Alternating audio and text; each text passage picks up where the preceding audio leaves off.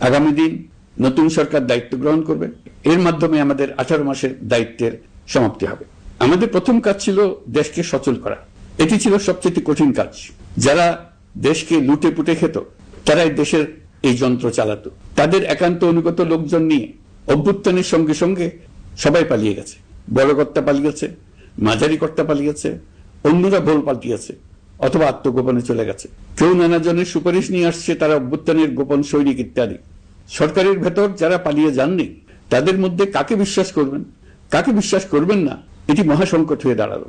যতই মৃতদেহের অঙ্গ প্রত্যঙ্গবিহীন দেহের সন্ধান আসছিল ততই তারা চিহ্নিত হচ্ছিল। সেই থেকে 18 মাস চলে গেছে। অবশেষে 12ই ফেব্রুয়ারি আসলো। দেড় যুগ পরে দেশে একটি জাতীয় নির্বাচন এবং ব্যাপক সাংবিধানিক পরিবর্তনের জন্য সর্বসম্মত জুলাই সনদের উপর গণভোট অনুষ্ঠান হলো।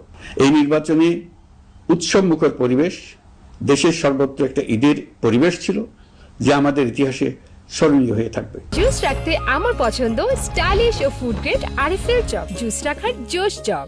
এই প্রতিদ্বন্দ্বিতামূলক নির্বাচনে যারা জয়ী হয়েছেন তাদের আমি অভিনন্দন জানাচ্ছি। যারা পরাজিত হয়েছেন তাদেরকেও আমি অভিনন্দন জানাচ্ছি। হার জিতই হলো গণতন্ত্রের সৌন্দর্য।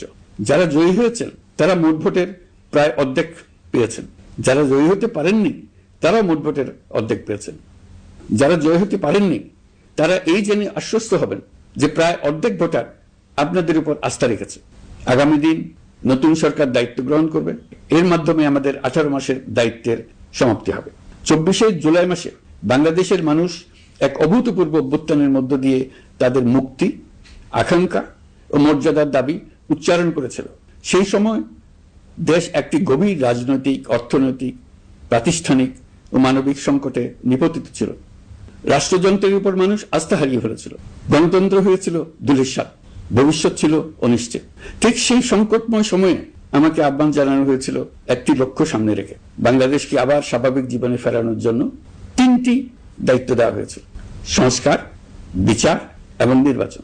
আমি ও আমার সহকর্মীরা সবাই আমরা সেই অঙ্গীকার রক্ষার চেষ্টা করে গেছি। কোথায় কতটুকু সাফল্য অর্জন করতে পেরেছি, কোথায় ব্যর্থ হয়েছি, সে বিচারের ভার আপনাদের উপর থাকলো।